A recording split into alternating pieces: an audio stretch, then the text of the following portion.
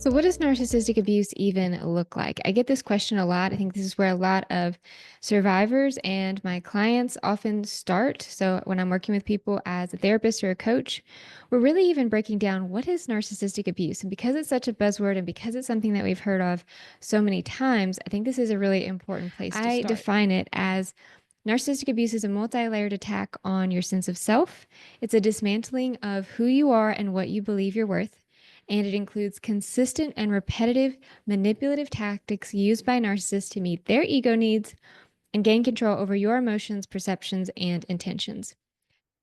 In fact, research shows that survivors are more likely to stay in relationships where there's only psychological abuse, not physical. And that really does suggest that there is this question of, is this abuse real? Is this abuse significant enough to justify me leaving this relationship? And so let's look at what does narcissistic abuse include. So number one, coercive control. This includes acts of threats, intimidation, or humiliation used by narcissists to instill fear or to control and punish you. So these are the things that they're doing that they might not even be overt, they may not be directly abusing you, but it's these seeds of doubt that they're planting in your mind. It's the way that they intimidate you, the way that they threaten you. Basically, you start doing things not because you want to, but because of what you're afraid of what will happen if you don't. And so coercive control can include things like monitoring your eating or sleeping habits, monitoring where you go, how you spend your time.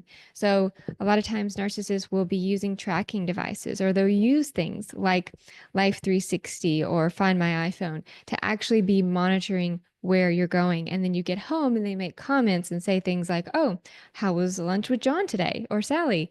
And it's not that you were even hiding it. It's just the fact that it feels creepy and it feels like they are monitoring you and they're everywhere. And this is how narcissists start to really get in your head, because you never know where they're watching you or how they're watching you or where they're going to show up or what they see you doing. And it just makes you feel like you're in this bubble and you're in this box. Lots of narcissists, when they're using coercive control, will put cameras in the house. Again, they'll track your GPS. So they always know where you are. They know where you're going. They monitor even your social media activity. They may be like, oh, I saw you were active on Facebook earlier. Who were you talking to? Or I see you liked this post or commented on this, and then start criticizing you and berating you about that.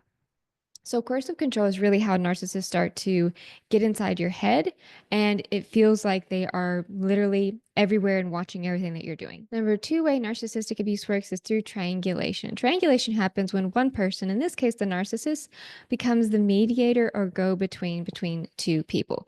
So you're not directly talking one-on-one to this person, you are getting information through the narcissist, and so it becomes this triangle.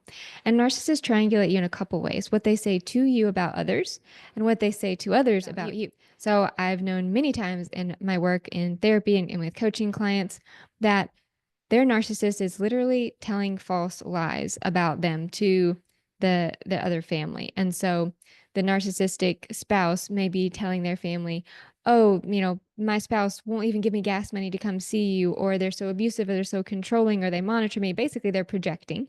They're going to tell their family you're doing everything that they are doing.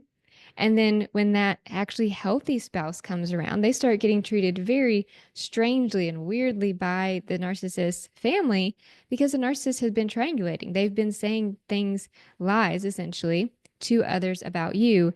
But it's also what they say to you about others. And so narcissists will also place doubts in your mind about how much you can trust people. So they might give you reasons or explanations that someone is treating you differently or something has changed. So maybe you start to feel like something is off in your friendship and you make a comment about it like, I haven't heard from Sarah for a long time.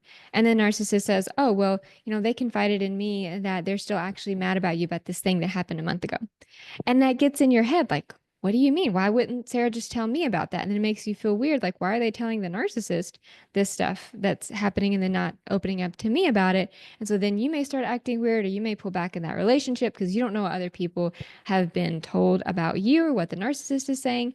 And a lot of times, of course, if the narcissist is your spouse or someone close to you, then you assume that you can trust them. You assume that they're telling you the truth. And so then you even start engaging in kind of odd or different behaviors. You start isolating and starting to monitor yourself in the way that you come across to other people because of what the narcissist is saying about you. Third way narcissists can abuse you is by mislabeling your intentions. This has got to be one of the most common ways narcissists abuse you because it is literally baked into everything they do. Essentially, narcissists do not accept the explanations you give for your own behaviors. They don't trust your own intention. So when you say, oh, I meant this when I said this, or this was my intention, or this is my feeling, or this is my thought, narcissists don't ever accept that. They always want to replace or own your thoughts and feelings. So they will tell you how you feel. They will tell you what you were thinking. They will literally tell you your intentions and why you do what you do. So they'll make these subtle comments like, "Oh, you don't really want to make this work." And this often comes up when you're actually trying to bring up issues and you're trying to resolve things and you want things to get better, which is why you're bringing things up. And the narcissist uses that to say, "Oh, you actually don't want things to get better." Or they say things like, "You're being so difficult." This especially starts to come up when you actually start setting boundaries, when you start having needs, when you start standing up for yourself, or just not playing along with the narcissist, not playing their game, or not just jumping to people please them, or to puff up their ego. If you start changing in any way, then they start saying, "Oh, you're being so difficult. Like, what's wrong with you? What's changed?" Especially also if you start trying to engage in more hobbies or you start trying to have a life because maybe you have come to the realization like, wow, this relationship is not going to be what I hoped for. Maybe this is your narcissistic spouse and you're finally at the point you've been together for so long. You're like, you know what? I can't keep living like this. And so I'm going to need to invest in more in other relationships or hobbies or things that are meaningful to me because I'm losing my sense of self, or I feel like I already have lost my sense of self. So, coercive control, triangulation, and mislabeling your intentions. These are three really common strategies and patterns that we see in narcissistic relationships and that come up in narcissistic abuse. This channel is really to help you understand narcissistic abuse, toxic relationships, and not only how to deal with the narcissist, but how to heal yourself. And so I would love to hear any comments or questions you have in the comments below. I'm Chelsea Brickell, and I'll see you next time.